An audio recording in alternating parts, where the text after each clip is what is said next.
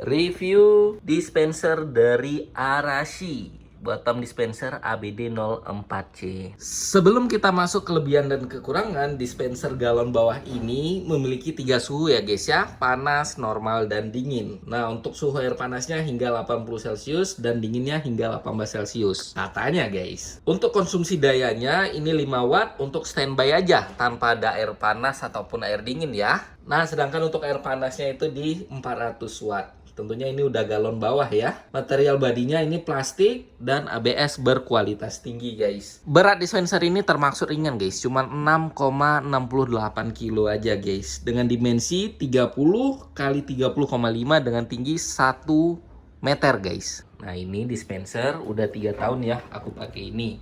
Harganya dulu aku beli di 900 ribuan guys. Nah, dispenser ini memiliki 3 slot guys. Jadi air panas, normal, dan air dingin. Ya untuk kelebihannya di awal mungkin ini harganya yang paling murah ya guys ya. Udah dapat bottom dispenser. So far penggunaan cukup memuaskan. Tapi ada kekurangannya guys. Kekurangan yang pertama tentunya di bagian bawah guys. Biasanya tersedotnya itu tidak sampai habis galonnya guys. Jadi paling nanti setiap teman-teman udah harus ganti galon itu masih ada sisa airnya segini nih guys. Kenapa bisa seperti itu? Karena ini untuk sedotannya itu tidak menyangkau sampai paling bawah guys, tidak dasar dia guys. Jadi ada gantung sedikit. Nah, jadi ketika pakai ya mungkin ada sisa air sedikit di sini. Nah, dan dia akan terus bunyi guys. Kalau airnya tidak penuh di dalamnya ini bunyi terus guys. Dia bakal bunyi terus sampai teman-teman matikan. Nah itu kekurangan yang pertama guys. Kekurangan yang kedua guys. Kekurangan kedua itu ada di air panasnya. Air panasnya itu mungkin bisa dibilang ada kebocoran ya setelah 3 tahun ya. Ada kebocoran. Kadang air panasnya itu kita tekan yang dingin itu munculnya air panas. Tidak banyak tapi terasa gitu guys. Nah itu sih kekurangan yang kedua yang aku dapati guys. Tapi itu mungkin bisa dibilang mungkin lagi ada error kali ya air panasnya, atau ada saluran di dalamnya yang langsung ke air dingin. Nah kekurangan yang ketiga, air dinginnya ini tidak terlalu dingin guys. Dingin tapi tidak terlalu dingin. Kalau teman-teman yang benar-benar suka airnya dingin, nah ini mungkin aku nggak saranin ya. Dari awal aku beli ini air dinginnya tidak terlalu dingin guys.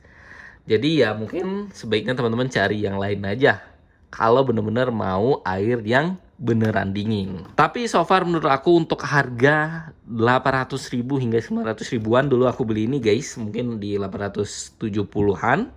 Nah ini tuh udah cukup memuaskan sih guys. Karena ini juga dispensernya udah 3 tahun aku pakai guys. Nah, jadi yang paling terasa itu air panasnya kadang bocor di air dingin. Jadi ketika kita keluarin air dingin, itu bukan air dingin tapi ada air panasnya. Lalu ini cukup berisik kalau belum terisi.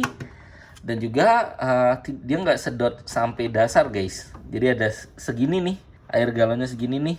Ini masih ada air nih guys. Dan kita harus ganti galon guys karena nggak tersedot. Jadi kadang harus kita nungguin seperti ini biar kena tuh airnya, sedotannya seperti itu.